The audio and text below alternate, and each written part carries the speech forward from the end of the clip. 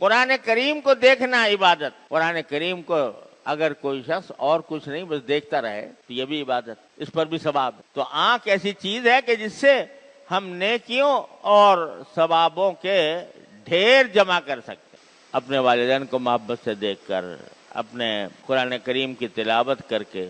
اور یہ بھی سمجھ لیں کہ ایک تو بسا اوقات لوگ حافظ ہوتے ہیں تو ان کو دیکھ کر پڑھنے کی ضرورت نہیں ہوتی, لیکن ان کو دیکھ کر پڑھنا زیادہ ثواب ہے. یعنی ایک تو قرآن کریم کی تلاوت کا, اور دوسرے قرآن کریم کا جو مصحف ہے یعنی اس کا جو نسخہ ہے اس کو دیکھنے کا ثواب ہے, تو ڈبل ثواب ہوتا ہے.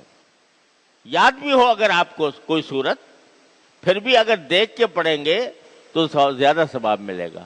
ہمارے ایک بزرگ تھے ملتان میں, حضرت قاری رحیم بخش صاحب رحمۃ اللہ علیہ, اللہ تعالیٰ ان کے درجات بلند فرمائے.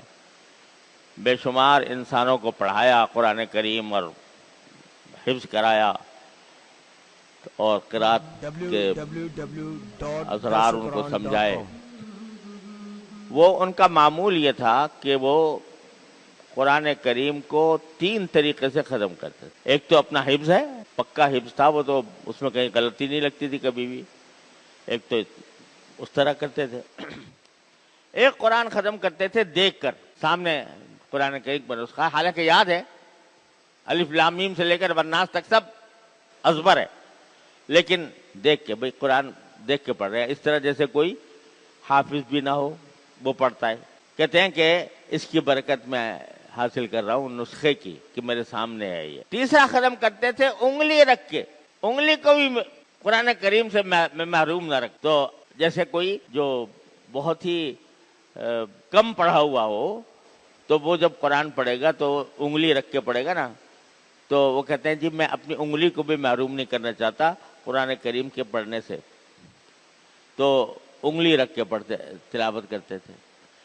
تو قرآن کی تلاوت ایک چیز, ایک ثواب, قرآن کریم کو دیکھنا دوسرا ثواب, اس کو چھونا تیسرا ثواب. یہ اللہ تبارک و تعالی نے قرآن کے اندر, قرآن کریم کے اندر یہ خاصیتیں رکھی ہے. تو آدمی اگر قرآن کریم سامنے ہو اور پھر پڑھ رہا ہو اس میں زیادہ ثواب ہے.